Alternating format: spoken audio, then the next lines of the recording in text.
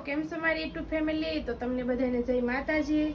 તો સ્વાગત છે તમારું આજ નવા એક બ્લોગમાં. તો આજે અમે જો બપોરનું ટાણું થઈ ગયું છે એટલે અત્યારે વાગ્યા છે 12.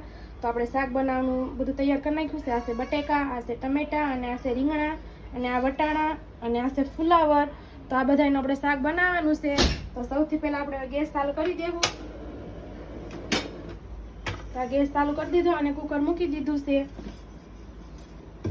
અને આપણે તેલ નાખી દેવી એમાં.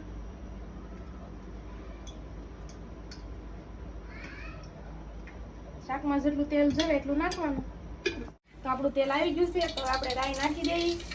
તો રાઈ ફૂટી જાય ત્યાં આપણે રીંગણા નાખી દેવી. રીંગણા પછી આપણે વટાણા પછી બટેટા નાખી દેવી.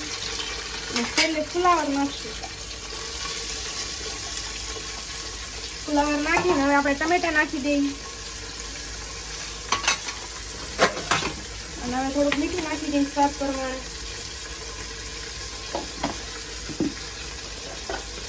અને થોડી હળદર નાખી દઈએ.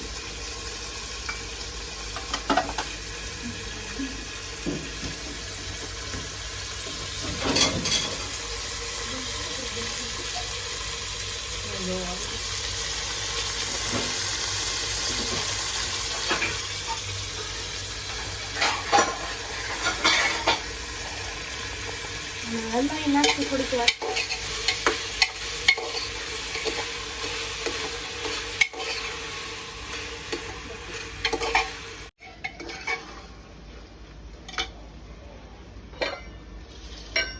નાખી દીધી. તો તેલમાં આપણું શાક ચડી ગયું છે. હવે આપણે લાલ મરચું નાખી દેવું. લસણ વાળું છે આ ચટણી એ નાખી દેવી થોડી. જેવું તીખું ખાવું હોય ને એવું જ રાખવાનું, બહુ વધારે નહીં નાખવાનું. એટલે અમે તો બરાબર ખાવી, બહુ મોડું નહીં બહુ તીખું નહીં એવું. થોડીક આમ હલાવી નહીં કે ચટણી બધી થઈ જાય.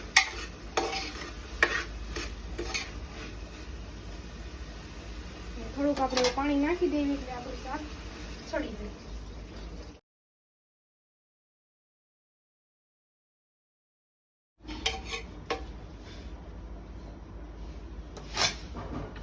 આપણે કુકરનું ઢાંકણું ચડાવી દેવી અને થોડીક વાર રહેવા દઈએ એટલે 2 સીટી પડી જાય એટલે ગેસ બંધ કરી દઈશું.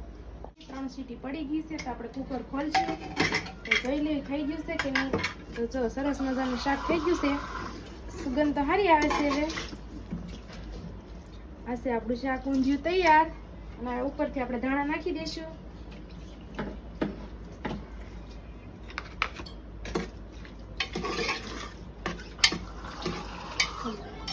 વિડીયો જો પસંદ આવ્યો હોય તો વિડીયોને લાઈક કરજો, શેર કરજો, અને ચેનલમાં નવા હોય તો સબસ્ક્રાઈબ કરવાનું ભૂલતા નહીં.